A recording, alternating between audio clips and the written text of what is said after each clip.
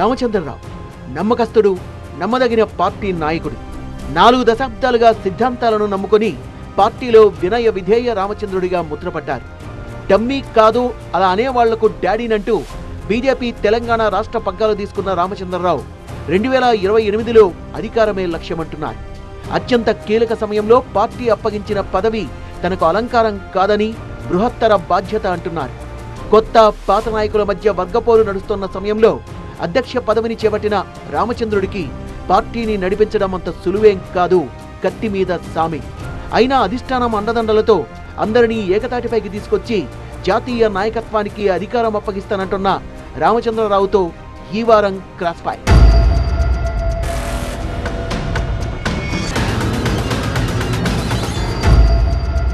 నమస్కారం. తెలంగాణ బీజేపీ అధ్యక్షులు రామచంద్రరావు ప్రస్తుతం టీవీ9తో క్రాస్ ఫైర్తో సిద్ధంగా ఉన్నారు. ఆయనతో మాట్లాడదాం. రామచంద్ర గారు, మాది క్రాస్ ఫైర్.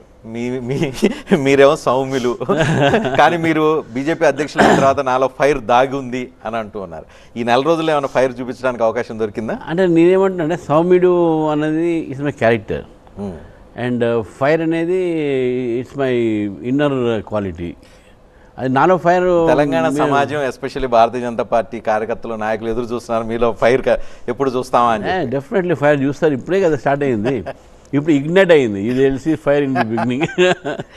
కానీ మీలో ఫైర్ ఇంకా చూడకముందే మీ పార్టీలో మాత్రం ఫైర్ అనేది మాత్రం గట్టిగా కనిపిస్తుంది. అంతర్గత ప్రజాస్వామ్యానికి సింబల్ ఏదన్నా ఉంటే కాంగ్రెస్ పార్టీ. కానీ ఇప్పుడు ఆ పేరు కాంగ్రెస్ పార్టీ నుంచి పక్కకు పోయి తెలంగాణ బీజేపీ వశమైందని చెప్పి అంటున్నారు. అది కొద్దిగా పవర్కి వచ్చే ముందు కొంత ట్రాన్స్ఫర్మేషన్స్ ఉంటుంటాయి. పవర్కి వచ్చే ముందా, లేకపోతే పవర్ రానికుండా పర్మనెంట్గా అడ్డం పెట్టాలి? పవర్కి వచ్చే ముందు కొంత అది ఉంటుంది. అండ్ వీఆర్ ఆల్సో చేంజింగ్ కదా. వీఆర్ నో రకరకాల మేము వీఆర్ థింకింగ్తో మేము అందరం తీసుకురా కొంత ఫ్రిక్షన్ ఉంటుంది, బట్ నాట్ సీరియస్గా ఉంది. పార్టీలో ఫ్రిక్షన్ కాదు, చాలా పెద్ద ఫైరే ఉందని చెప్పి. లేదు సార్, అది ఇది అబ్సల్యూట్లీ నాట్. నీళ్లు పెట్టి ఆర్పుదామన్నా ఆగట్లేదని చెప్పి. డిఫరెన్సెస్ నేను డిఫరెన్సెస్ లేవు అనేది మీరు బీజేపీ అధ్యక్షులు అయిన తర్వాత బహిరంగంగా ఈటెల రాజేందర్ వచ్చి ఈ పార్టీలో అణగదొక్కాలని ఒక ప్రయత్నం జరుగుతుంది, ఈ పార్టీలో మమ్మల్ని ఇగ్నోర్ చేయడానికి ప్రయత్నం జరుగుతుంది అని చాలా తీవ్ర స్థాయిలో ఆయన హుజురాబాద్ కార్యకర్తలు సమావేశం పెట్టి మరి ఇక్కడ ధర్నా చేసి మరి ఆ ధర్నాలో ఆయన తీవ్రమైన ఆందోళన వ్యక్తం, దీని మీద కంప్లైంట్ చేస్తానన్నారు. మీ దృష్టికి వచ్చిందా? అడ్రస్ చేశారా ఆ ప్రాబ్లం ఏంటి అని కానీ ఇంకితరత్ర కానీ? డెఫినెట్గా నేను first person to go to Etela Rajender house నేను పోయినా.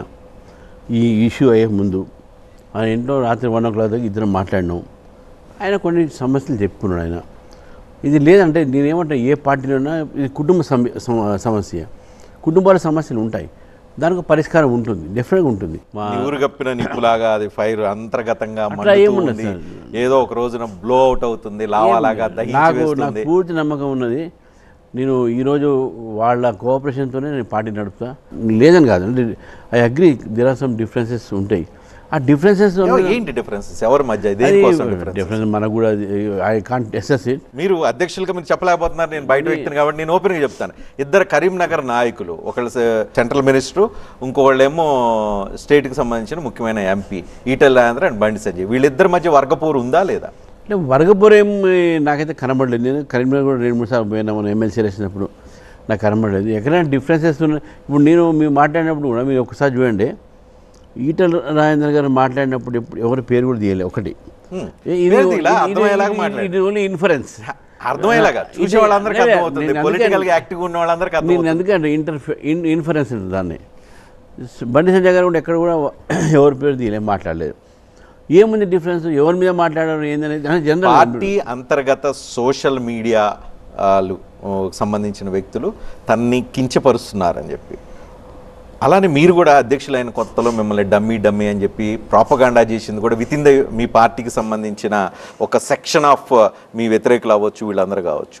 వీళ్ళందరి వల్లే ఇదంతా జరుగుతుందని కదా. అది ఈటెల రాజేందర్ చెప్పినా, గతంలో మీరు ఆవేదన వ్యక్తం చేసిన ఇంకోళ్ళు చెప్పినా కూడా. ఇప్పుడు మా పార్టీ వాళ్ళు చేస్తే సోషల్ మీడియా మా చేతిలో లేదు sir. Social media independent social media. మా పార్టీ సోషల్ మీడియా అవుతుందో అది ఎవరి మీద ప్రచారం చేయదు. ఇవన్నీ చూసిన తర్వాత పార్టీలో నాయకులు వ్యక్తిగత ఇమేజ్ కోసం ఎవరికి వాళ్ళు సొంత సోషల్ మీడియా వింగ్స్ని పెంచుకుంటూ ఉన్నారు. ఈ వింగ్స్ పెరిగినప్పుడు సొంతగా ఇమేజ్ పెంచుకునే ప్రాసెస్లో ఎదుటి వ్యక్తిని కిందకి దించే ప్రయత్నం చేస్తుంది. ఇది పార్టీలో నాయకుల మధ్య పొరపచ్చాలు క్రియేట్ చేస్తుంది, తద్వారా మొత్తం ఎంటైర్ పార్టీకి ఇది ఎఫెక్ట్ అవుతుందనే ఒక ఫీలింగ్ వస్తుంది. సోషల్ మీడియా అందరూ వాడుతున్నారండి. ఇప్పుడు టీఆర్ఎస్ నాయకులు వాడలేదా, కాంగ్రెస్ నాయకులు వాడలేదా? సోషల్ మీడియా మామూలు కూడా వాడుతుంది, అడుగుతుంది. కానీ ఫర్ నెగటివ్ పర్పస్ కోసం వాడకూడదు. అటువంటి ఏదైనా మా దృష్టి కోసం మాత్రం పార్టీ సీరియస్ తీసుకుంటుంది. కానీ భారతీయ జనతా పార్టీలో మీరు 4 రోజులు అవుతుంది బీజేపీ అధ్యక్షులై. ఈ 4 రోజుల్లో మీకు అర్థమవుతుందా పార్టీలో హెవీ వెయిట్స్ ఉన్నారు, ఇంత హెవీ వెయిట్స్ని కలుపుకొని ముందుకు వెళ్ళటం అంత ఈజీనా, లేదా దీనికోసం పెద్ద కత్తి మీద సాము చేయాల్సిన పరిస్థితి వస్తుంది? కత్తి మీద సాము ఇప్పుడు ఒకటండి, all will together will walk together. మేము కలిసి సాధ్యమవుతుందా? అవుతుంది, లేదని నేను అనుకోను. ఎందుకంటే ఒకటి మా పార్టీలో we have a certain system, ఒకటి discipline system, second national leaders ఉన్నారు. ప్రతి ఒక్కరు కూడా దీని మీద కన్ను పెట్టారు. తెలంగాణలో we are having very good chances అనే భావంతో they are all monitoring it. Bharatiya Janata Party Hyderabad వింగ్కి సంబంధించిన భారతీయ జనతా పార్టీ కబంధ హస్తాల్లో ఎంటైర్ బీజేపీ స్టేట్ పార్టీ ఉంది. కాబట్టి ఈ కబంధ హస్తాల్లో వాళ్ళు బయట హైదరాబాద్ నాన్ హైదరాబాదీ బీజేపీ లీడర్లని వాళ్ళు యాక్సెప్ట్ చేయరు, రానీరు, ఎదగనీరు, వాళ్ళని పార్టీలో ముందుకు పోనివ్వరు. కాబట్టి ఈ పార్టీ ఎప్పటికీ పైకి రాదు అని ఒక ఇంప్రెషన్ ఉంది. దాన్ని బ్రేక్ చేయగలుగుతారా? డెఫినెట్లీ సార్, మేము టెలింగ్ యూ, నాకు పూర్తి నమ్మకం ఉన్నది. ఎటువంటి ఇంప్రెషన్స్ కానీ ఇవన్నీ కానీ పార్టీ హైదరాబాద్ సెంటర్ కానే కాదు. నేను అయినప్పటి నుంచి నేను జిల్లాలో తిరుగుతున్నా. ఒకటి నాకు కూడా తిరుగుతున్నారు, కానీ హైదరాబాద్లో ఉండే ఆ కొద్ది మంది నాయకుల చేతుల్లోనే ఎంటైర్ పార్టీ ఉంటుంది. బయట నాయకత్వాన్ని వాళ్ళు యాక్సెప్ట్ చేయరు, రానీరు, వాళ్ళు ఎదగనీరు. అది పొరపాటు అండి. ఎవరిని ఇప్పుడు ఎవరు ఆపుతారండి? బండి సంజయ్ ఉన్నంతకాలం, బండి సంజయ్ పార్టీ అధ్యక్షుడికి ఉన్నంతకాలం ఆయన్ని రకరకాల ఇబ్బందులు పెట్టి, కంప్లైంట్లు పెట్టి, నానా అగచాట్లు పెట్టారు. తర్వాత ఈటెల రాజేంద్ర బీజేపీ ప్రెసిడెంట్ కోటాలోకి ఆ రేసులోకి వెళ్ళారు అనగానే ఈటెల రాజేంద్ర మీద రకరకాల ప్రయత్నాలన్నీ జరిగినాయి, అది కాలేదు. సో ఇంత క్రైసిస్లో మీరు పార్టీ అధ్యక్షులయ్యారు. మీరు పార్టీ అధ్యక్షులైనప్పుడు మళ్ళీ అగైన్ హైదరాబాదు బీజేపీ నాయకుల చేతుల్లో భారతీయ జనతా పార్టీ ఎట్లయినా ఉండిపోయింది అనే ఒక ఫీలింగ్ ఒక సెక్షన్ ఆఫ్ భారతీయ జనతా పార్టీలో నేను ఫీలింగ్ ఉండవచ్చు, బయట ఎక్కడైనా ఉండొచ్చు. కానీ అటువంటిది ఏం లేదు. Party is very free. మేము డెఫినెట్గా పార్టీలో ఎవరిని మేము సప్రెస్ చేయము. మీ పార్టీలో ఎంపీలు ఎమ్మెల్యేలు కలిసి ఉండరు. ఒకవేళ కలిస్తే గ్రూపులు వారికి కలుస్తారు. రేపు ఒకవేళ అందరిని కలపాలి అనుకుంటే అందరికి వ్యక్తిగతమైన పనులు చాలా వస్తూ ఉంటాయి. అందరూ ఒక కలిసే సిస్టమే లేనప్పుడు మీరు మీ గ్రోత్ 8 ఎంపీలు 8 ఎమ్మెల్యేలు అంటున్నారు. కానీ మీకు ఇంతకు మించి శక్తి ఉన్నా ఇంతవరకే పరిమితం అయిపోయారంటే ఈ గ్రూప్ గొడవలు, కొట్లాట్లు, ఈగో క్లాష్లు, వ్యక్తిగత ఇమేజీ, వ్యక్తిగత ఆశలు, వ్యక్తిగత ఆకాంక్షలు ఇవన్నీ పెరిగిపోవటం వల్లే అని అంటూ ఉన్నారు. ఆకాంక్షలు ఉండాలి, రాజకీయాల ఆకాంక్షలు ఉంటేనే ముందుకు పోతారు ఎవరైనా. నేను ఎప్పుడు చెప్తుంటా, ambition is prerequisite in politics. Ambition లేకుండా ఎవరు ముందు పోరు. అది అంబిషన్ ఉండాలి. మీరు అన్నట్టు గ్రూప్స్ అంటారా, ఆ గ్రూప్స్ అవన్నీ కూడా అది పెద్ద ఇష్యూ కాకపోవచ్చు. ఎందుకంటే నేను చూసినంతవరకు I'm able to communicate with them. వాళ్ళతో నేను మాట్లాడగలుగుతున్నాను, వాళ్ళ ప్రాబ్లమ్స్ ఏదైనా వినగలుగుతున్నాను, దాన్ని అడ్రస్ చేయగలుగుతున్నాను. నాకైతే అది ఉన్నది నమ్మకం. అయితే నేను ఎందుకంటే ఇప్పుడు పార్టీ పెరిగింది కాబట్టి కాంపిటీషన్ కూడా పెరుగుతుంది. కాంపిటీషన్ పెరిగినప్పుడు డెఫినెట్గా కొన్ని హడిల్స్ వస్తాయి. బయట అదన్నీ హడిల్స్లో అది మనం సెటిల్ చేసుకోవచ్చు. అది పెద్ద అంటే సీరియస్ అబ్స్ట్రక్షన్స్ కావనిది. బయట నుంచి నాయకత్వాన్ని మీరు ఎలా చేస్తున్నారు? ఆ నాయకత్వం ఎదగటానికి అవకాశం లేనప్పుడు వాళ్ళందరూ పార్టీలోకి వచ్చి ఎట్లా ఇమిడే అవకాశం ఉంటుంది? సార్ మీరు ఎందుకు అని అంటున్నానంటే దీనికి నా క్వశ్చన్కి రీజన్ కూడా ఉంది. ఎందుకు అని అంటున్నానంటే భారతీయ జనతా పార్టీలో పదవి కావాలంటే వాళ్ళు భారతీయ జనతా పార్టీకి ఆర్ఎస్ఎస్ నుంచి పనిచేసి ఉండాలి అని అంటారు. భారతీయ జనతా పార్టీలో ఒక పొజిషన్ రావాలంటే వాళ్ళు రైటిస్ట్ వాదై ఉండాలి, హిందుత్వవాది అయి ఉండాలి అని అంటారు. భారతీయ జనతా పార్టీలో ఇంకో పదవి కావాలంటే ఈ పార్టీలో మొదటి నుంచి ఉండాలి, వేరే పార్టీ నుంచి వచ్చిన వాళ్ళని ఈ పదవికి అర్హులు కాదు అంటారు. ఇలా పెట్టుకుంటూ పోతే మీ పార్టీకి ఎలా మిగతా పార్టీల నుంచి వచ్చే అవకాశం? ఇది అబ్సల్యూట్లీ రాంగ్ నోషన్. ఇప్పుడు డీకే అన్న గారు ఉన్నారు, వారు మా నేషనల్ వైస్ ప్రెసిడెంట్ డీకే అన్న గారు. ఎంపీ కూడా ఈటెల రాజేంద్ర గారు ఉన్నారు, వారికి 2 సీట్లు ఇచ్చినాం. రాష్ట్ర అధ్యక్షుడు ఇవ్వాలంటే ఓన్లీ రామచంద్ర ఎందుకు దొరికాడు? ఈటెల రాజేంద్రకి ఎందుకు రాలేదు? ఆయన వేరే పార్టీ నుంచి రామచంద్రరావుకి ఎంపీ ఎందుకు రాలేదు? ఇప్పుడు ఏముంటుందంటే రామచంద్రరావుకి ఎందుకు ఇచ్చారు అనేది ఉండదు, ఎందుకు ఇవ్వకూడదు అనేది కూడా నేను అడుగుతా కదా. నాకు ఎందుకు ఇవ్వకూడదు ఇది విషయం అక్కడ కాదు. బయట నుంచి వచ్చిన వారిని మేము ఎక్కడ కూడా మనం తక్కువ చేయలేదు. అందరికీ given them good opportunities.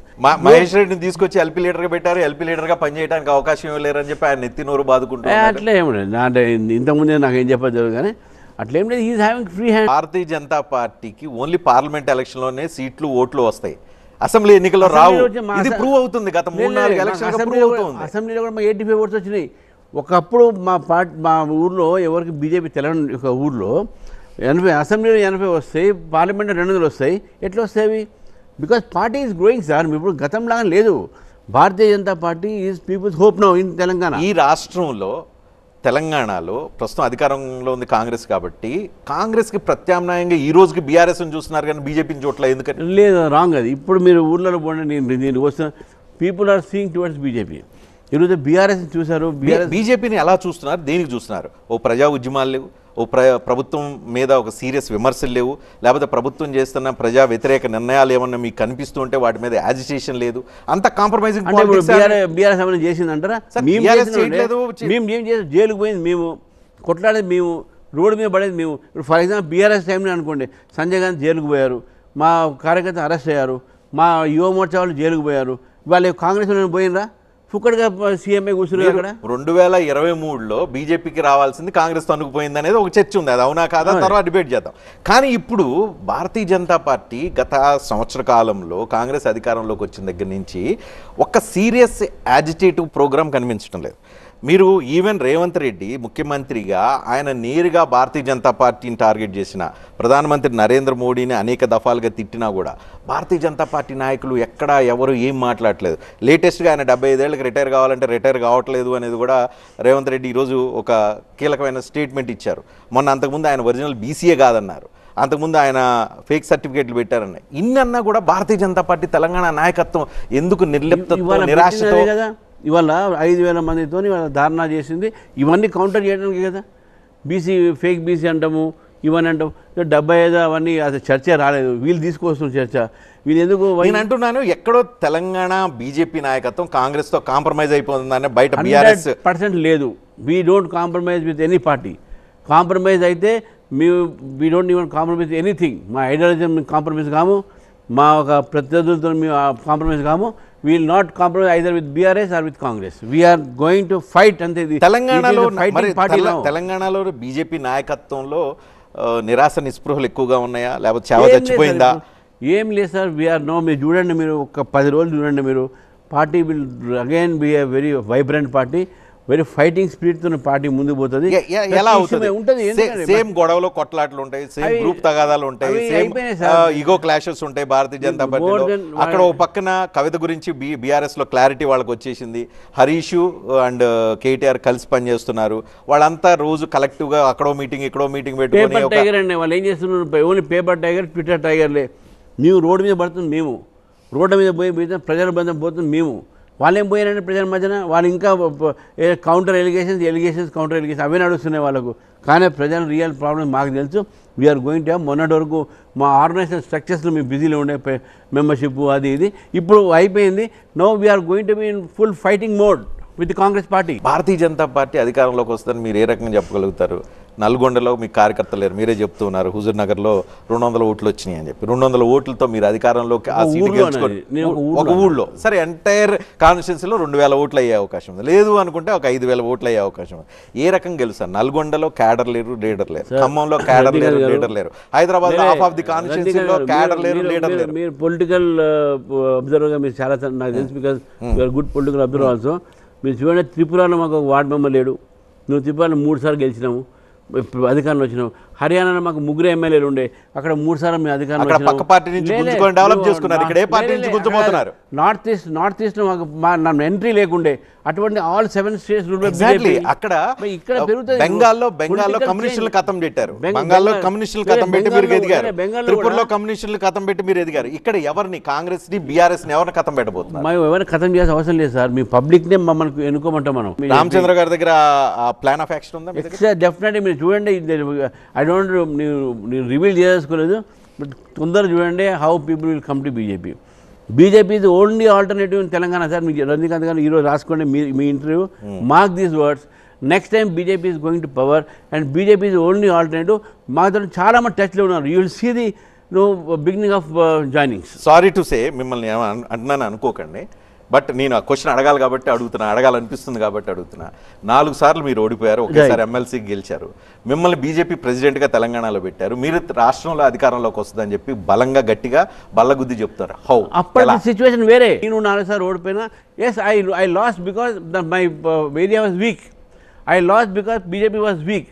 BJP 1956 నుంచి ఇప్పటివరకు కూడా, అంటే మొన్నటి ఎలక్షన్స్ వరకు కూడా ఓన్లీ 12 మందే గెలిచారు సార్. మొత్తం ఓవరాల్గా కూడా నరేంద్ర గారు కానివ్వండి, దత్తాత్రేయ కానివ్వండి, వీరామారావు ఎమ్మెల్సీ కానివ్వండి, బంగాలక్ష్మి కానివ్వండి, only 12 people are there who are elected. In them I am one. So I feel proud. Party కూడా గెలిచినా ఓడినా అదే పార్టీలో ఉన్నా కదా. I never left the public field. ఏదో ఓడిపోగానే ఇంట్లో పోయి పండుకోలే కదా. Still I'm going in the field. తర్వాత నాకు తెలుసు నా ఏరియాస్ వీక్స్ ఉన్నాయి, అయినా కూడా నేను I contested there. A weak? Okay, పోటీ చేసేటప్పుడు మీకు బలహీనతలు ఉన్నాయండి. అంటే ఇప్పుడు యాజ్ అ బీజేపీ ప్రెసిడెంట్ మీకు బలహీనతలు బలాలు ఏంటి? బలాలేని మా జనమే మా బలము, కార్యకర్తలు పెరిగింది మా బలము, సిద్ధాంతం యాక్సెప్టబిలిటీ ఉన్నది మా బలము, and people are coming to us, వాళ్ళు మా బలం. సో మీ భారతీయ జనతా పార్టీ సిద్ధాంతమే మీ బలం అంటున్నారు. అగైన్ మీ సిద్ధాంతం గురించి అడుగుతున్నాను. ఈ తెలంగాణ గడ్డ పోరు గడ్డ, తెలంగాణ గడ్డ విప్లవాల గడ్డ, తెలంగాణ గడ్డ హిందుత్వ రాజకీయాలను వ్యతిరేకించే గడ్డ. ఈ గడ్డ మీద మీకు అధికారం రావటం అంత అదే గడ్డ మీద మీ 8 మంది ఎమ్మెల్యేలు గెలిచినాం, అదే నార్త్ తెలంగాణలో మీ 7 ఎమ్మెల్యేలు గెలిచినాం, ఎంపీలు గెలిచినాం, అక్కడే మేము జిల్లా పరిషత్ గెలిచినాం, అక్కడే మేము జెడ్పీటీసీలు గెలిచినాం. ఏం గడ్డ? ఇప్పుడు మేము బీజేపీ ఆల్సో విప్లవాల పార్టీ సార్. మేము కూడా ఉద్యమించిన పార్టీ ఇది. మేము కూడా జైలుకు పోయిన పార్టీ. ఈ మధ్యకాలంలో ఉద్యమించింది, జైలుకు ఎక్కువ పోయిందంటే బీజేపీ కార్యకర్తలు. హిందుత్వం అనేది డెఫినెట్గా every blood in Telangana has that feeling. ఇప్పుడు రేపు రాబోయే రోజుల్లో Majlis Congress nexus, Majlis BRS nexus, ఈ అందరి నెక్సెస్ బీజేపీ అండ్ ఎవరి నెక్సెస్ కూడా వేరే వాళ్ళు బయటపడ్డారు. గత ఎన్నికల్లో 2023 జరిగిన అసెంబ్లీ ఎన్నికల్లో బీజేపీ బీఆర్ఎస్ నెక్సెస్ ఉందని బట్టే మీకు రావాల్సిన ఓట్లు గణనీయంగా పోయి. దట్ వాజ్ ప్లాయ్, కాన్స్పిరసీ, అదొక షడ్యంత్రం అనమాట. అదొక కుట్రతోని బీజేపీ పెరగకుండా కుట్రను భగ్నం చేయడానికి పార్లమెంట్ ఎన్నికల్లో 8 సీట్లు తెచ్చుకోవడానికి అది ఉపయోగపడింది అంటే ఎగ్జాక్ట్లీ ఆ కుట్ర భగ్నం చేసినాం కాబట్టి మాకు 8 సీట్లు వచ్చినాయి. కానీ ఇప్పుడు మీ ప్రత్యర్థులు ప్రధానంగా బీఆర్ఎస్కు సంబంధించిన వాళ్ళు, మీరు భారతీయ జనతా పార్టీలో కొంతమంది నాయకులు కాంగ్రెస్లో ఉన్న అధికారంలో ఉన్న ముఖ్యమంత్రితో కలిసిపోయారు అని ఆరోపణ చేస్తారు. ఎవరు కలుస్తారు సార్? కలిస్తే ఇప్పుడు దేనికి కలుస్తారు? టెలిఫోన్ ట్యాపింగ్ విషయంలో మీరు ఈ entire telephone tapping investigation, that subject everything మీకు అది సెంట్రల్ సబ్జెక్టు అయితే తెలివిగా అది రాష్ట్ర ప్రభుత్వం మొత్తం ఇన్వెస్టిగేట్ చేస్తున్నా కూడా మీరు తెలివిగా దాన్ని చూసి చూడనట్టు వదిలేస్తున్నారు. Even central home state minister Sanjay phone tap జరిగిందన్నా కూడా కేంద్ర పరిధిలోకి వచ్చే దాన్ని కూడా కన్వీనియంట్గా స్టేట్కి వదిలేశారు. నెంబర్ 1. నెంబర్ 2, కీలకమైన అనేక విషయాల్లో అనేక ప్రజా వ్యతిరేక నిర్ణయాలు ఎప్పుడన్నా తీసుకుంటున్న సందర్భంలో మీరు బీజేపీ పార్టీ అనుకున్నంత స్థాయిలో యాక్టివ్గా లేదని. నెంబర్ 3, హైడ్రా లాంటి ఈ పేద ప్రజల ఇళ్ళు కూల్చే సందర్భంలో ఈటెల రాజేంద్ర ఓన్గా తీసుకున్నారు తప్ప Bharatiya Janata Party as a party హోల్గా ఎజెండా తీసుకుని ముందుకు వెళ్ళలేకపోతుందనేది. అదేవిధంగా ఎరువుల విషయంలో రాష్ట్రంలో అనేక పెద్ద స్థాయిలో ఎరువుల కొరత ఉన్నా కూడా బీజేపీ కేంద్రంలో అధికారంలో ఉండి రాష్ట్రానికి ఎరువులు ఇప్పించాల్సిన స్టేజ్లో ఉంటే ఇప్పించకపోగా రైతు సమస్యలను కూడా పట్టించుకోకుండా ఉద్యమాలు చేయకుండా గమ్మున ఉంది. ఇవన్నీ దీనికి ఒక్కొక్క దానికి ఆన్సర్ చెప్తాను. ఇప్పుడు హైడ్రా అని చెప్పారు. హైడ్రాలో బీజేపీ అక్కడ we fought against Hydraa. Etela Rajender garu చెప్పారు బీదవాళ్ళు కూడా మీ ఊరుకో అని చెప్పారు. ఆ లైన్ బీజేపీదే. మూసి అన్నారు, మూసి దగ్గర మేము ఉద్యమం చేస్తాం, మేము అక్కడ రాత్రి కూడా పోయి పండుకున్నాం. అదేవిధంగా మీరు రైతులు యూరియా అన్నారు. Urea we're question the government. మేము ఎంత సప్లై, లాస్ట్ టైం కన్నా ఎక్కువ సప్లై చేసినాం, యూసేజ్ ఎక్కువ అయింది, ఎందుకు అయింది యూసేజ్ ఎక్కువ, దాని మీద ఎంక్వైరీ చేయమని మేము అడుగుతూ ఉన్నాం. అదేవిధంగా ఫోన్ ట్యాపింగ్ అన్నారు. మీరు ఫోన్ ట్యాపింగ్లో బీజేపీ డిమాండెడ్ సిబిఐ ఎంక్వైరీ. మేము ఏమంటున్నాం, మీరు ఓన్లీ అధికారులను అరెస్ట్ చేస్తున్నారు, no political leader has been indicted, మా విట్నెస్ ఇచ్చేది మేము. సో ఇట్స్ ట్రై అనేది యాక్ట్ ఉంది, దీంట్లో ట్రై యాక్ట్ వస్తుంది. అది it is central subject, it has to be given to CBI. మరి మీరు ఎందుకు దాన్ని ఎవరు చెప్పిన మీరు చేయలేదని మీరు డిమాండెడ్ సిబిఐ ఎంక్వైరీ. డిమాండ్ చేస్తే కాదు కదా, మీరు కంట్రోల్, మీరు సెంట్రల్ మినిస్టర్స్ కిషన్ రెడ్డి, బండి సంజయ్ ఇద్దరి ఫోన్ ఉంది కదా, ప్రాబ్లం కదా. వాళ్ళు గతంలో ఉన్న ప్రభుత్వము సిబిఐ టెలిగ్రాఫీ యాక్ట్ లేదు కేంద్ర కదా. ప్రభుత్వ పరిధిలో పెట్టుకొని మీ ఇద్దరు కేంద్ర మంత్రులు ఫోన్లు ట్యాప్ జరిగితే దాని కింద సుమోటోగా తీసుకొని ఇన్వెస్టిగేట్ చేయడానికి కరెక్టే అవకాశం ఉంది. లేదు కదా, అదే కదా మీరు problem. కన్వీనియంట్ గా రాష్ట్ర ప్రభుత్వం చేతిలో తాళాలు అప్పచెప్పారు. దానికి ఎందుకంటే 2 issues. ఒకటి స్టేట్ గవర్నమెంట్ లాస్ట్ ఇయర్ ఏం చేసింది, టీఆర్ఎస్ గవర్నమెంట్ ఒక జియో తీసుకొచ్చింది, సిబిఐ మా పర్మిషన్ లేకుండా ఇక్కడ రావద్దని. And that GO still persisting. అది మీరు రివోక్ చేస్తే ఆ జియో పోతుంది, కానీ జియో అది కంటిన్యూ అవుతున్నది. ఒకటి మీ సిబిఐ రాలేదు, సిబిఐ రావాలంటే రెండు, ఒకటి గవర్నమెంట్ షుడ్ పర్మిట్, రెండోది కోర్ట్ షుడ్ పర్మిట్. కోర్టు లేదు కదా, కోర్టు పర్మిషన్ లేదు కదా, మేము కోర్టు పోవాలి, మేము పోతాం, ఆ టైం లేదు కాదు. But it is a government investigation మేము విట్నెస్ దాంట్లో. సో వాట్ వీఆర్ డిమాండింగ్, గవర్నమెంట్కి చెప్తున్నాం, మీరు ఆ జియో ఉంది మాకు అడ్డము, మీరు సిబిఐని అడగండి, మేము సిబిఐకి ఇవ్వడానికి రెడీగా ఉన్నాం. రామచంద్ర గారు, మీరు రాష్ట్రంలో అధికారంలో రావాలనుకున్నారు, కానీ తెలంగాణ సమాజంలో ఒక వర్గం నాకు వద్దు అని చెప్పి మీరు బ్లంట్గా రిజెక్ట్ చేస్తున్నారు. ఆ వర్గమే మైనార్టీ వర్గం. ఆ మైనార్టీలు అంటే ఎందుకు మీకు సిద్ధాంతపరంగా ఏమైనా ఉండొచ్చు, ఆ మైనార్టీలు ఈ దేశంలో ఒక భాగం, ఈ రాష్ట్రంలో ఒక భాగం. ఆ మైనార్టీల మీద ఎందుకు ఇంత కోపం, కక్ష, ద్వేషం? మాకు అసలు లేదండి, మైనార్టీ మీద అసలు లేదు. మేము ఎవరైతే ఈ దేశంలో ఉండి ఇతర దేశం ఒక సంబంధించినటువంటి ఒక పాటలు పాడితే వాళ్ళకు వ్యతిరేకం, అంతేగాని ఈ దేశంలో మైనారిటీలు కూడా పార్ట్ ఆఫ్ దిస్ కంట్రీ మేము నమ్ముతాం. మేము ఈ మైనార్టీలకి కాంగ్రెస్ ప్రభుత్వం 4% రిజర్వేషన్లు ఇస్తుంది. ఎస్, ఆ రిజర్వేషన్లు అడ్డుకునే ప్రయత్నం అంతకుముందు చేశారు.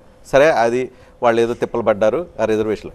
ఇప్పుడు బీసీల జాబితాలో మైనార్టీలు కూడా కొంతమంది బీసీలుగా చెప్పబడే మైనార్టీలు ఎవరైతే ఉన్నారో వాళ్ళు ఉంటే వాళ్ళకి 42% రిజర్వేషన్ వాళ్ళకు కూడా వస్తుంటే మీరు అడ్డం పెట్టడం, మోకాలు అడ్డం పెట్టడం, ఇది మీకు ఎంతవరకు ధర్మం? ఇది కరెక్ట్. ఇది మీరు చెప్పిన దాంట్లో మేము అపోజ్ చేస్తాం.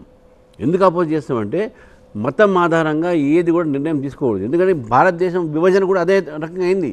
భారతదేశం విభజన కూడా ఈ మతం తీసుకుని రిలీజియస్ బేస్డ్ రిజర్వేషన్, ముస్లిం మతంలో కూడా బీసీలు ఉన్నారు, వాళ్ళకి అన్యాయం వాళ్ళకి ఉందిగా చేయడానికి ఆ హక్కు మీకు ఎక్కడ ఉంటుంది? లేదండి, ఆల్రెడీ బీసీబీలో వాళ్ళకు ఉన్నారు. బీసీబీలో దూదేకులు, హకీము, హజాము ఇలా చాలామంది ఉన్నారు. మరి సపరేట్గా ఎందుకు ఉన్నాయి వాళ్ళకు రిజర్వేషన్? మళ్ళీ 10% ఎందుకు కావాలి?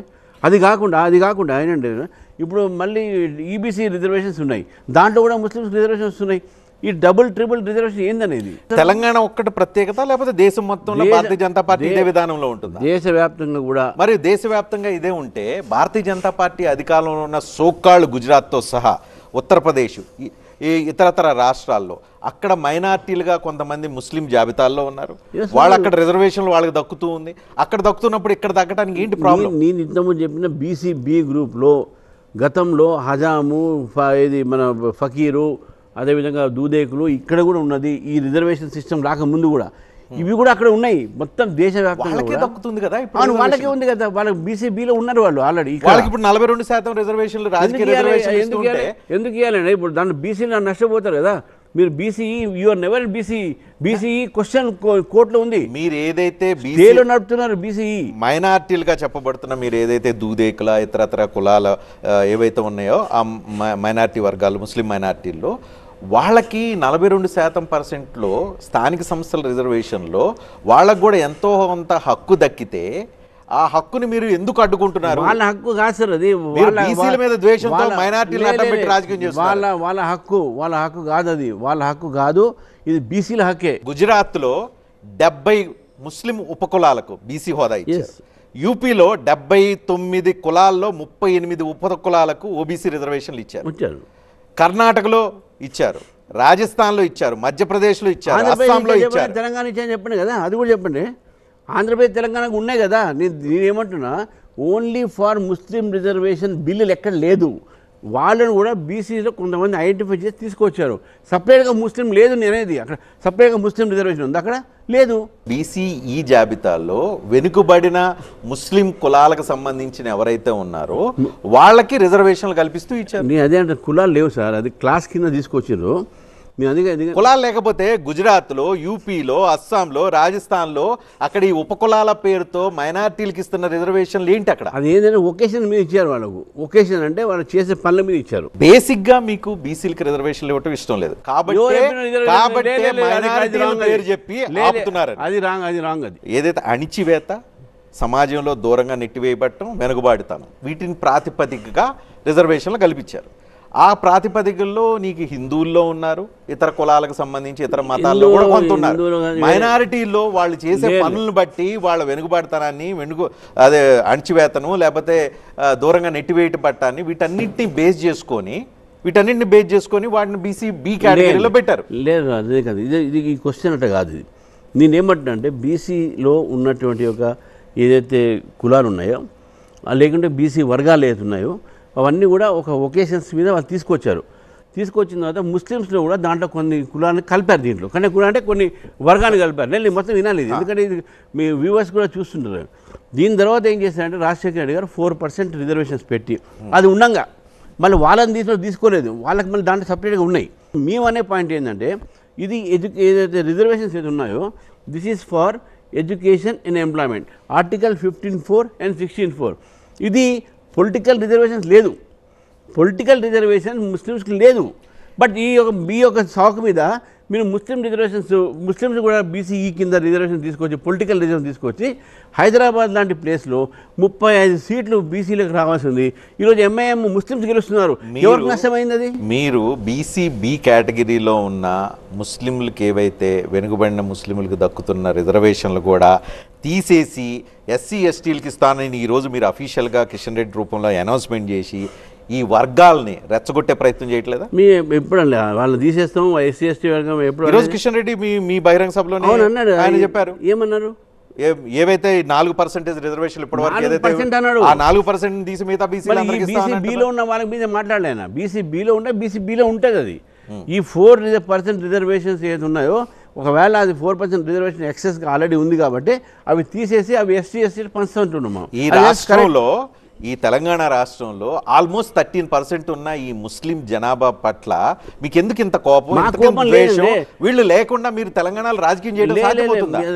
మాకు వాళ్ళ మీద కోపం లేదు. కాంగ్రెస్ ప్రభుత్వం కనుక ముస్లింస్ తీసేస్తే ఈ బిల్లుకి ఆమోదం లేకపోతే రాదు. 100% ఇది తెలంగాణ బీజేపీ రామచంద్రరావు నిర్ణయమా లేకపోతే కేంద్ర బీజేపీ నిర్ణయం? లేదు ఇప్పుడు కూడా మేము చెప్తున్నాం sir, we're not against any reservation. ఈరోజు 42% రిజర్వేషన్ మేము ఫుల్ సపోర్ట్ చేస్తున్నాం. అందులో 10% మీరు ముస్లిమ్స్కి ఇస్తున్నాం, దాన్ని మాత్రమే వ్యతిరేకిస్తున్నాం. భారతీయ జనతా పార్టీ క్రెడిబిలిటీ ఇప్పుడు క్వశ్చన్ మీదకి వస్తుంది. మీరు బీసీలకు వ్యతిరేకం, బీసీ ముఖ్యమంత్రి అన్నారు చేయలేకపోయారు, సరే వేరే బీసీలకు రిజర్వేషన్లు అడ్డుకుంటున్నారు. బీసీ కనీసం అధ్యక్షుడు ఉంటే బీసీ అధ్యక్షుడు కావాలి, ఓసీ అధ్యక్షుడు తీసుకొచ్చారు. అది తప్పదు, ఎందుకంటే అధ్యక్షుడు ఒకటే పోస్ట్ కదా, 100 పోస్టులు ఉన్నాయి, మిగతా పోస్ట్ సింబాలిక్ ముఖ్యమంత్రి కూడా ఒక పోస్టే కదా. మీ అపీస్మెంట్ కోసం సింబాలిక్ కోసం రాజకీయాలు చేయం సార్. ఈ దేశ ప్రధాని బీసీ అని మీరే క్యాంపెయిన్ చేస్తున్నారు.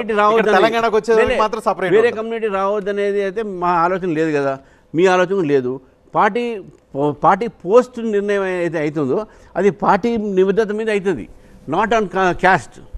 అంతేగాని పార్టీ పోస్ట్ ఒక నాన్ బీసీకి ఇచ్చిన మాత్రాన how can you say that they are against? అటువంటిప్పుడు రేవంత్ రెడ్డి గారు రిజైన్ చేసి మహేష్ గౌడ్ సీఎం చేయమని చెప్పండి.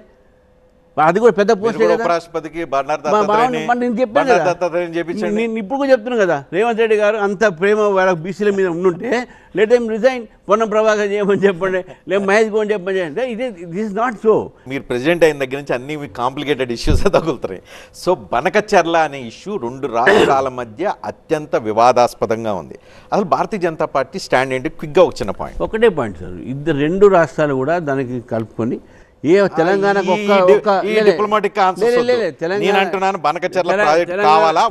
తెలంగాణకు లాస్ అయితే వద్దు. మీరు లాస్ మా స్టాండ్ మీ centre sir, we are central government. మేము లాస్ మనకి ఏమంటే లాస్. నేను తెలంగాణ బీజేపీ అధ్యక్షుడు తెలంగాణకు ఏది లాస్ జరిగితే దానికి మేము వ్యతిరేకిస్తాం. ఆంధ్రప్రదేశ్లో అధికారంలో ఉన్న మీ పార్టీతో కూడిన కూటమి ప్రభుత్వం అధికారంలో ఉంది. అక్కడ బెనిఫిట్ చేయటం కోసం తెలంగాణ ప్రయోజనాలు ఫణంగా పెడుతున్నారు. ఏం పెట్టాము మేము, అది పెట్టకుండానే కదా ఇద్దరిని పిలిచినాం కదా మాట్లాడమని. ఎందుకు మాట్లాడుకోలేదు ఇద్దరు? చెప్పొచ్చు కదా. ఎందుకు మాట్లాడలేదు వాళ్ళు? బనకచర్ల అనేది ఒక సెంటిమెంట్ ఇష్యూ మారిపోయింది ఆల్రెడీ మారిపోయింది. సో నిన్న ఆంధ్రప్రదేశ్లో లోకేష్ కూడా దీనికి సంబంధించి స్పందించారు. దాంతో మళ్ళీ బట్టి ఈరోజు లోకేష్ అండ్ కేటీఆర్ మధ్య ఉన్న సంబంధాలు వాళ్ళ మీటింగ్స్ని ఎక్స్పోజ్ చేశాడు. ఇట్లా సెంటిమెంటల్ ఇష్యూ 2 రాష్ట్రాల ఇష్యూ కింద మారిపోయింది. మీరు తెలంగాణలో మీరు ఇక్కడ ఇండిపెండెంట్గా ఉన్నారు, ఆంధ్రప్రదేశ్లో కూటమితో ఉన్నారు. సో ఆంధ్రప్రదేశ్ కూటమిలో మీరు కూడా భాగస్వాములు. అక్కడ ప్రభుత్వం తీసుకునే అన్ని నిర్ణయాలు డైరెక్ట్ ఆర్ ఇండైరెక్ట్, రేపు బనకచర్ల ఆ రాష్ట్ర ప్రభుత్వం నిర్ణయం తీసుకుందంటే మీ పార్టీ అక్కడ అధికారంలో ఉన్న ప్రభుత్వంలో ఇన్వాల్వ్ అయి ఉంది కాబట్టి మీ పార్టీ కూడా ఇన్వాల్వ్మెంట్ ఉండదు. రెండు రాష్ట్రాల్లో మీ పార్టీ ఉన్నప్పుడు దీన్ని ఎలా హ్యాండిల్ చేయబోతుంది? నేను చెప్తాను సార్, మేము రెండు ఒక స్టేట్స్ కూడా మా నేషనల్ పార్టీ, మాకు తెలుగు ప్రజలే మాకు ముఖ్యము.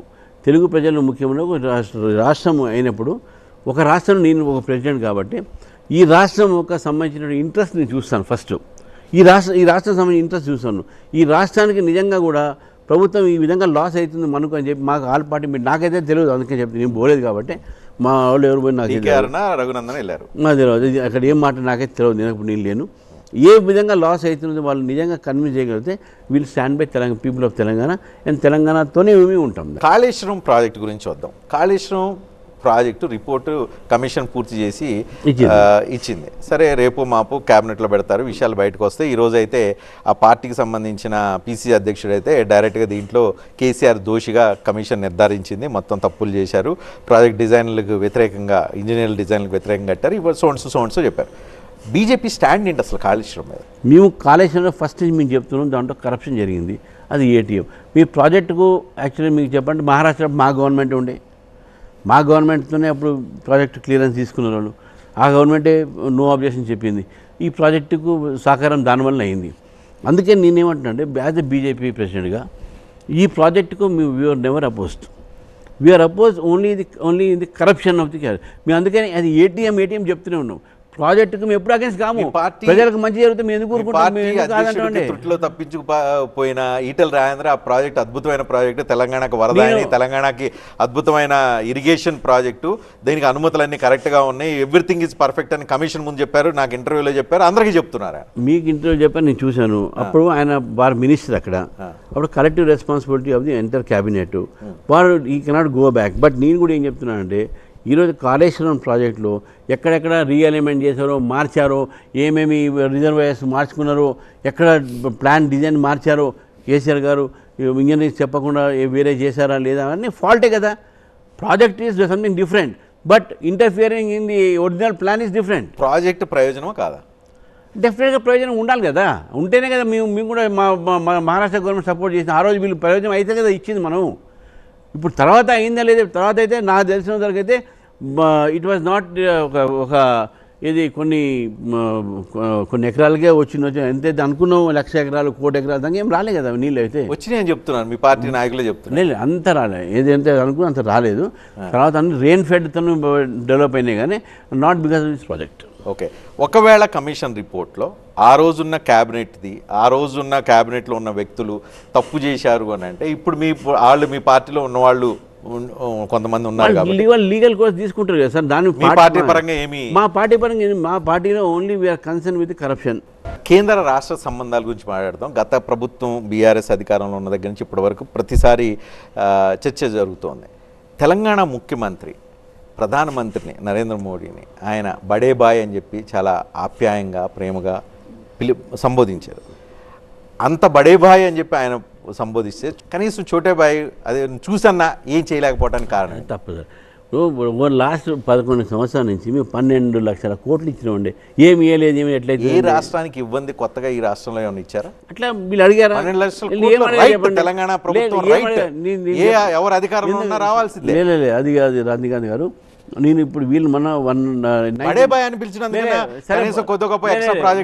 వీళ్ళు వచ్చి 19 months అయింది. వీళ్ళు ఏం చేశారు ఇక్కడ చెప్పండి? వీళ్ళు ఇంకా వాళ్ళ కొట్టు కూడా సరిపోయింది. ఇంతకుముందు 11 years సంబంధించినటువంటి తెలంగాణ చూసుకుంటే, అంతకుముందు కేసీఆర్ గారు ఉన్నప్పుడు రామగుండం ఫర్టిలైజర్ మేము ఇచ్చినాం. మేము ఇప్పుడు కాంగ్రెస్ మీద కోపమా, తెలంగాణ మీద కోపమా? మీరు అధికారంలో రావాలి, వస్తాం అంటున్నారు. వీళ్ళు అడిగింది ఏంది? వీళ్ళు ఏం అడిగారు చెప్పండి? వీళ్ళు ప్రాజెక్టులు చాలా అడిగినట్టు చెప్పండి. మెట్రో అడిగారు, మెట్రో ఇచ్చారా? ఎరువులు అడిగారు, ఇచ్చారా? ల్యాండ్ మాకు ఇచ్చారా సార్? మెట్రో మీరు క్లారిఫై చేసినాం. మీరు మెట్రోలో మాకు ల్యాండ్ ఎక్విజిషన్ ఇస్తే మీరు చేస్తామని చెప్పినాం. మేము మెట్రోని ఎప్పుడు అడ్డుకోలేదు. వాళ్ళు ఏంటంటే నార్త్ సైడ్ అయితే మెట్రో పెట్టారో దానికి ల్యాండ్ ఎక్విజిషన్ ప్రాబ్లం ఉంది, అది స్టేట్ గవర్నమెంట్ క్లియర్ చేయాలి. మీరు ఏమి ఇవ్వలేదు అన్నారు కదా, కనీసం అపాయింట్మెంట్ ఇవ్వట్లేదు. 46 times అపాయింట్మెంట్ మేము ఇచ్చినాం అంటున్నా ఆయన. అది బీఆర్ఎస్ వాళ్ళు అంటున్నారు. లేదు, మీరు కనీసం కిషన్ రెడ్డి ఈ రాష్ట్రానికి పెద్ద ద్రోహం చేస్తున్నాడు ఈ రాష్ట్రానికి. కిషన్ రెడ్డి అపాయింట్మెంట్ ఇవ్వట్లేదు. పద్మా అవార్డుల్లో తెలంగాణకు అన్యాయం జరిగింది. యూరియా కొరత ఉంటే తీర్చట్లేదు. ITIR ప్రాజెక్ట్ అడిగాం ఇవ్వట్లేదు. RRR ప్రాజెక్ట్ అడిగాం ఇవ్వట్లేదు. మూసీ ప్రాజెక్ట్ అడిగాం ఇవ్వట్లేదు. RRR రైలు ప్రాజెక్ట్ అడిగాం సార్. అది అన్ని అబద్ధాలు. ఇది RRRకు మేము 2000 కోట్ల ముందు శాంక్షన్ చేసినాం. ల్యాండ్ అక్విజిషన్ చేయమని చెప్పినాం. నార్థన్ సైడ్ ఆల్మోస్ట్ అయిపోయింది. ఇప్పుడు కొంచెం వేరే సైడ్ బిజీగా ఉంది. దాని RRRలో నాట్ ఓన్లీ RRR, దాని పక్కన ఉన్నటువంటి రైల్వే యార్డ్స్ కూడా డెవలప్ చేస్తున్నాం. ఇన్నర్ రైల్వే రేన్ ఒకటి మనం రింగ్ పెడుతున్నాం. దాంట్లో డ్రై పోర్ట్స్ 3 డ్రై పోర్ట్స్ వస్తున్నాయి. ఇవన్నీ చాలా బ్రహ్మాండ ప్లాన్ ప్రకారం ఉంది. ఇది చాలా రాంగ్. తెలంగాణ పరిస్థితి ఎట్లా ఉంటే ఆంధ్రప్రదేశ్లో వాళ్ళు ఒక చిన్నది అడగగానే వెంటనే ఇస్తున్నారట. ఇది కాంగ్రెస్ వాళ్ళ క్లైమ్ చేస్తున్నారు. పోలవరానికి నిధులు ఇస్తున్నారంట, అమరావతికి నిధులు ఇస్తున్నారంట, వెనుకబడిన జిల్లాలకు నిధులు ఇస్తున్నారంట. ఏది అడిగితే అది ఇస్తున్నారు. తెలంగాణకు మాత్రం మొండి చేసి చూపిస్తున్నారు. అక్కడ ఏమి ఇచ్చారో ఏమి ఇస్తారు ఏంటో నాకే తెలియదు. కానీ ఇక్కడ మాత్రం వీళ్ళు అడిగినంతా ఇస్తున్నారు. 19 నెలల్లో వీళ్ళు స్టేట్కి ఏం చేశారు చెప్పండి. కాంగ్రెస్ పార్టీ వాట్ దేవడ్ చేయలేదా? ఏం చేయలేదు. వాట్ దేవడ్ చెప్పండి. ఒక బస్సు ఫ్రీ రైడ్ తప్ప లేడీస్కు. రైతులకి ఏం చేయలేదా? ఏం చేయలేదు. రుణమాఫీ ఎక్కడైనా రుణమాఫీ 2 lakhs వరకు చేస్తున్నారు. 38 to 40% రైతులు ఇంకా మిగిలి ఉన్నాయి. నేను పోయొచ్చాను కాబట్టి చెప్తున్నాను. 80,000-85,000 చేస్తున్నారు. వాళ్ళ పాస్బుక్లు అట్నే ఉంటున్నాయి, క్లియర్ కావట్లేదు. పార్ట్ ఆఫ్ ది పేమెంట్ కడుతున్నారు, మొత్తం కాలేదు. రైతు బంధు ఏమైంది చెప్పండి. సీఎం రేవంత్ రెడ్డి చెప్తున్నాడు 131,000 కోట్ల రూపాయలు రైతుల కోసమే ఖర్చు పెట్టాను, వాళ్ళకి రకరకాల బెనిఫిట్ల రూపంలో. దానిలో అత్యధికంగా రైతు రుణమాఫీ అండ్ రైతు బంధు రూపం. మేము కూడా చెప్తాం సార్. మేము కూడా చెప్తాం ఆల్ యూరియా ప్యాకెట్లో కానీ ఇప్పుడు DAP ప్యాకెట్ అంతా మొత్తం మేము మోర్ దెన్ 90% సబ్సిడీ మేము ఇస్తున్నాము. మీకు కిసాన్ సమ్మాన్ దానికి కూడా మా లెక్క వస్తున్నది. తెలంగాణకు 50,000 కోట్ల రూపాయలు వస్తుంది. మరి అదెందుకు కన్సిడర్ చేసుకోవడం? ఆయన చెప్పిన లెక్క మీరు నమ్మాలి, మేము చెప్పిన లెక్కలు ఆయన నమ్మొద్దా? భారతీయ జనతా పార్టీలోకి నిజంగా BRS విలీనం అనే ప్రపోజల్ వచ్చిందా లేదనుకుంటే ఇది రాజకీయ పార్టీలో ఆడుతున్న రాజకీయ డ్రామానా? సార్ ఇప్పుడు ఏదున్నా ఒక పద్ధతి ఉంటుంది. మా విలీనం అంటే ఎవరో థర్డ్ పార్టీ మాట్లాడితే అది థర్డ్ పార్టీ కాదు, బీజేపీ ఎంపీ మాట్లాడారు. లేదు నేనేమంటున్నా థర్డ్ ఇద్దరు మాట్లాడారు. బీజేపీ ఎంపీ సీఎం రమేష్ మాట్లాడారు, ఇంకోసి కేసీఆర్ కుటుంబంలో ఒక కీలకమైన వ్యక్తి కవిత, ఆమె ఎంపీగా పనిచేసి ఎమ్మెల్సీగా ఉన్నారు, ఆమె అన్నారు ప్రపోజల్ వచ్చింది. వాళ్ళు ఆథరైజా? ఇప్పుడు అవన్నీ ఏం లేదు, వాళ్ళు మాట్లాడుకుంటే అయిపోతుంది సార్ అది. సో ఈ డెఫినెట్గా ఇది అందరి స్టోరీ. ఇది మాకు మీ ఎందుకు స్టోరీ చెప్తున్నాడా, సీఎం రమేష్ కూడా స్టోరీలు చెప్తున్నాడా? అది వాళ్ళు ఏం మాట్లాడుకుంటే తెలియదు సార్. ప్రైవేట్ టాక్లో మనం ఉన్నాం, ఇప్పుడు ఇద్దరు మాట్లాడుకుంటాం, మరి ఎన్నో విషయాలు మాట్లాడుతాం. మా ఇంట్లో కూర్చొని మాట్లాడి కేసులు పెట్టొద్దని అంటున్నారు. మీ పార్టీ ఇంట్లో కూర్చొని మాట్లాడాలంటే మాకు ఎప్పుడు క్రెడిబిలిటీ ఉంటుందంటే అది అమిత్ షా గారి దగ్గర, మోదీ గారి దగ్గర, నడ్డా గారి దగ్గర మాట్లాడితే అఫీషియల్. అది మనం థర్డ్ పార్టీ ఇంట్లో మాట్లాడింది అఫీషియల్ కాదు. అది ఒక పెప్ టాక్ అవుతుంది అంతే. ఇది ఓన్లీ వాళ్ళ మధ్యన జరిగినటువంటి సంభాషణ అంతే. మీ ఎంపీతో జరిగింది పెప్ టాకే కానీ సీరియస్ టాక్ కాదంటారు? డెఫినెట్ కాదు. మాకు అది అఫీషియల్ మేము ఆథరైజ్ చేసినాం అవన్నీ, లేకుంటే ఇంకేమైనా చేసినాం అంటే వాళ్ళు సీఎం రమేష్ మంచి ఫ్రెండ్ నాకు, నేను చెప్తా ఉన్నాను. అక్కడ వాళ్ళు ఏం మాట్లాడినా మాకే తెలియదు. సీఎం రమేష్ గారు మాకు కూడా చెప్పలేదు. ఓకేనా? నాట్ ఓకే, వై ఓకే, మీరు ఫైట్ చేస్తున్నారు మా ఓన్ సార్. నేను చెప్తున్నాను రంజికాంత్, ఇంతకుముందు చెప్పాను కూడా. ఇప్పుడు భారతీయ జనతా పార్టీ మీ అందరూ అధికారమైనది. మేము మొన్న 3 ఎమ్మెల్సీలు మేము గెలిచాం సార్. కాంగ్రెస్ సీట్ కూడా మేము గెలుచుకున్నాం. కేసీఆర్ కుటుంబంలో బీఆర్ఎస్లో కీలక నాయకురాలుగా ఉన్న కవిత, ఆమె నన్ను అరెస్ట్ చేయకుండా ఉండాలంటే పార్టీని మెర్జ్ చేయమని చెప్పి ప్రపోజల్ తీసుకొచ్చారు అని అంటుంది. మీ పార్టీలో కీలకమైన ఎంపీ, ఢిల్లీలో చక్రం తిప్పగలిగిన కెపాసిటీ ఉన్న సీఎం రమేష్ నా దగ్గరకు వచ్చి డైరెక్ట్గా కేటీఆర్ ప్రపోజల్ పెట్టాడు అని అంటున్నారు. కవిత చెప్పింది, సీఎం రమేష్ చెప్పింది, ఇద్దరిది తప్పు అని చెప్పి ఏ రకంగా, ఏ బేసిస్ మీద నమ్మంటారు? తప్పు అనట్లేదండి. వాళ్ళు ఏం మాట్లాడుకున్నారు, there all unauthorised things. Authorise ఎప్పుడు ఉంటుంది? మా మోదీ గారి దగ్గరనో, అమిత్ షా గారి దగ్గరనో, నడ్డా గారి దగ్గర ప్రపోజల్స్ ఓకే. అది నేను చెప్తున్నా కదా, టైంపాస్ టాక్స్ అవన్నీ. ఒకవేళ ఇప్పుడు భారతీయ జనతా పార్టీ అధ్యక్షులు మీరు, మీకు బీఆర్ఎస్లో చాలా మంది నాయకులతో మంచి సంబంధాలు ఉన్నాయి, తప్పేలేదు రాజకీయాల్లో. ఇప్పుడు బీఆర్ఎస్ గురించి మాట్లాడుకున్నా, ఒకవేళ మీరు వాళ్ళు ఏదైనా ప్రపోజల్ తీసుకొచ్చి ఇనిషియేట్ చేయడానికి ఏమైనా స్కోప్ ఉందా? ఆలోచన? No scope. మేము బీఆర్ పొలిటికల్గా వద్దనుకుంటున్నారా, లేదు అనుకుంటే అవసరం లేదనుకుంటున్నారా? అవసరం లేదనుకుంటున్నాం. మేము వద్దనుకోవట్లేదు. మా అవసరం లేదు. ఎందుకంటే చాలా డిఫరెన్స్ ఉంది. వద్దనుకోవట్లేదు అంటే రేపు పొత్తుకు అవకాశం ఉందని చెప్పని అంటాను. నేను వద్దనుకుంటే దేనికైనా నేను అర్థాలు తీస్తారు కదా. అట్లా మీరు కూడా మీ దాంట్లో ఇంకోటి క్వశ్చన్ తీసుకొస్తారు దాంట్లో, అందుకని మాకు వద్దు. ఓకే, భారతీయ జనతా పార్టీ మీ పార్టీలో విలీనం గురించి లేదు అని అంటున్నారు, కానీ రేపు భవిష్యత్తు అవసరాలను దృష్టిలో పెట్టుకొని ఈ ఇద్దరి మధ్య ఒక రాజకీయ అవగాహన పొత్తుకి ఏమన్నా స్కోపు అవకాశం చర్చ తావిస్తారా? క్లియర్ వర్డ్స్ చెప్తున్నా, no alliance with any party, much less than even BRS కూడా we don't want to have any tie with BRS. They are against our ideology, they are against our Maharashtra ఇంక ఇతరత్ర అస్సాము ఇవన్నీ చాలా రాష్ట్రాలు చూసిన తర్వాత, గోవా లాంటి రాష్ట్రాలు చూసిన తర్వాత ఐడియాలజీ ఏముంటుంది? అవసరం కాదు. ఇప్పుడు వీళ్ళది మాకు డెఫినెట్గా తెలంగాణలో మాకున్న సిచ్యువేషన్లో మాకు ఐడియాలజికల్ అపోజ్, అక్కడ డిఫరెంట్ సిచ్యువేషన్ ఉండొచ్చు. అధికారంలోకి తెలంగాణలో రావాలి అనుకుంటున్నారు, పక్కనున్న స్టేట్లో తెలుగుదేశంతో కలిసి పొత్తు పెట్టుకున్నప్పుడు ఇక్కడ వేరే వాళ్ళతో పొత్తు పెట్టుకోవడానికి మీకు ఏం ప్రాబ్లం? అసలు ఇక్కడ పెట్టుకోము, ఇక్కడ మా సిచ్యువేషన్ డిఫరెంట్ పొలిటికల్ పోనీ సిచ్యువేషన్. ఆంధ్రాలో పొత్తుతో ఉన్న పార్టీలతో తెలంగాణలో సంబంధాలు పెట్టుకొని కలిసి పోటీ చేసే అవకాశం ఉందా? తెలుగుదేశం జనసేనతో కలిపి లేదు, ఇక్కడ కూడా లేదు. ఎందుకంటే అక్కడ ఉన్నటువంటి పొలిటికల్ సిచ్యువేషన్ డిఫరెంట్, ఇక్కడ ఉన్న పొలిటికల్ సిచ్యువేషన్ డిఫరెంట్. వద్దు అని డెఫినెట్గా నేను అంటాను, మాకు వద్దు పొలిటికల్ పోయి ఏమన్నా తెలుగుదేశం వద్దంటారు. నేను తెలుగుదేశం అని కాదు, ఏ పార్టీ వద్దంటాను నేను. రేపు జూబ్లీ హిల్స్ ఉప ఎన్నిక రాబోతుంది, అన్ని బాగుంటే స్పీకర్ నిర్ణయం తీసుకుంటే 1-2 చోట్ల కూడా రావచ్చు, 10 రాకపోవచ్చు కానీ 1-2 చోట్ల రావచ్చు. వస్తే ఈ 2-3 చోట్ల జరిగే ఉప ఎన్నికల్లో BJP will fight alone, no TDP, no Janasena, no alliance. TDP why should I take the name of TDP? No alliance with anyone, we're going to fight alone. ఒకవేళ బీఆర్ఎస్ కనుక ఇది మా సిట్టింగ్ సీట్ కాబట్టి మాకు వదిలేయండి అని చెప్పానంటే సమస్య లేదు, అది will not do it. Okay, మేము ఫైట్ చేస్తాం, సీరియస్ ఫైట్ చేస్తాం, మేము వదలడానికి కాదు కదా, రాజకీయ పార్టీ ఉన్నది వదలడానిక, విల్ ఫైట్. తెలుగుదేశం పార్టీని తెలంగాణలో ఎందుకు వద్దనుకుంటున్నారు? తెలుగుదేశం పార్టీ ఎందుకు వద్దుంటున్నారంటే వద్దనుకోవడానికి మీకు ఒక రీజన్ ఉంది, ప్రత్యర్థి పార్టీ అనుకోవచ్చు, ఇక్కడ మీ కాంటెంపరరీ అనుకోవచ్చు.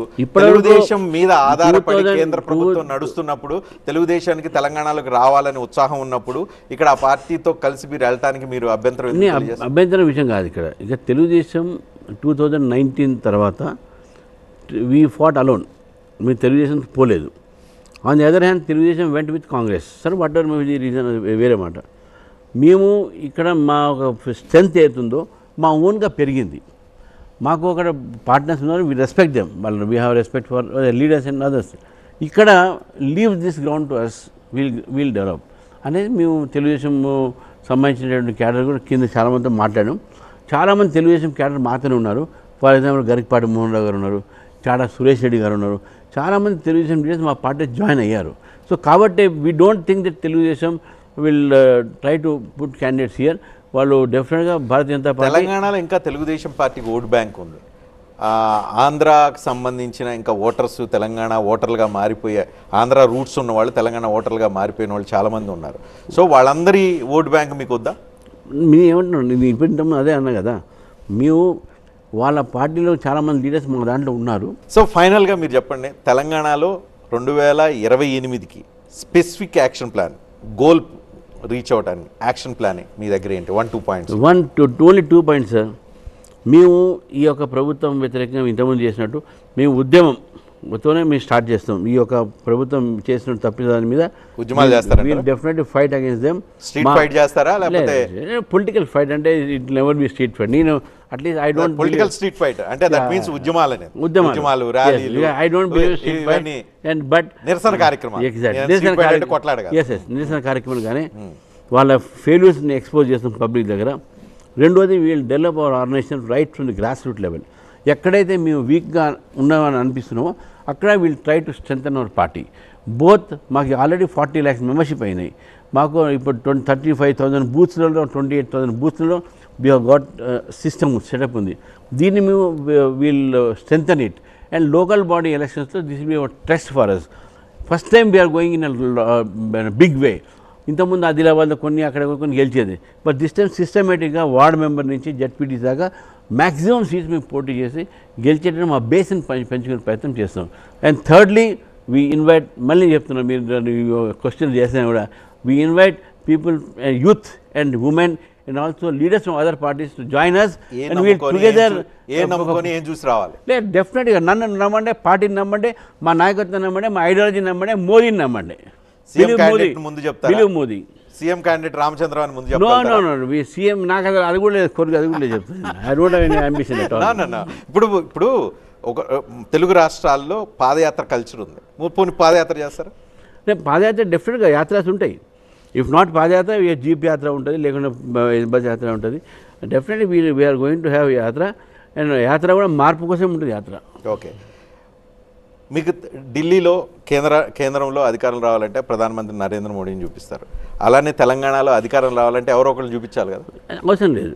మేము త్రిపురలో కానీ, హర్యానాలో కానీ, రాష్ట్ర అధ్యక్ష పదవికి ఎంతమంది కొట్టుకున్నారు, రేపు ముఖ్యమంత్రి పదవి కోసం ఎంతమంది కొట్టుకుంటారని చెప్పి ప్రజలు ఆలోచించవచ్చు. ఎవరైనా కొట్లాడు ఉంటేనే ఉంటుంది సార్, దేంట్లో లేదు. ఇప్పుడు కవిత కొట్లాడలేదా వాళ్ళ ఫ్యామిలీతో? ఇక్కడ వేరే వాళ్ళు కోమటిరెడ్డి రాజగోపాల్ రెడ్డి గారు కొట్లాడలేదా రేవంత్ రెడ్డి గారి మీద? కానీ కొట్లాడ ఎక్కడే ఉంటాయి సార్. అది రేవంత్ రెడ్డి 10 సంవత్సరాలు ఈ చైర్ నాదే అంటున్నాడు. ఇంకో క్లియర్గా ఉంది కాంగ్రెస్ పార్టీ రేవంత్ రెడ్డి. సరే రాజగోపాల్ ఏమన్నారని మాట్లాడదాం దాని గురించి. ఒకవైపున రేవంత్ రెడ్డి, ఇంకో వైపున కేసీఆర్. బీజేపీ వైపు ఎవరు? Question mark. ఎవరు బీజేపీ? మాకు ఐడియాలజీ మా మోదీ సార్, ఇది నేషనల్ పార్టీ కదా, నేషనల్ పార్టీ. ఇప్పుడు రేవంత్ రెడ్డి గారు సీఎం అయ్యే ముందు was the face of CM, ఈ షోడ్ రాహుల్ గాంధీ. మళ్ళీ ఇక్కడ అంతే ఉంటుంది, వీల్ షో మోదీ. ఇక్కడ తర్వాత ఎవరైతే తర్వాత సంగతి. సో 2028 లక్ష్య సాధన దిశగా మీరు అడుగులు వేస్తానంటున్నారు. Best of luck. అండ్ మీరు అధ్యక్షులుగా మీ సక్సెస్ఫుల్గా మీ జర్నీ సాగాలని కోరుకున్నాం. ప్రజలకి చాలా విషయాల మీద క్లారిటీ ఇచ్చినందుకు thank you very much. Thank you.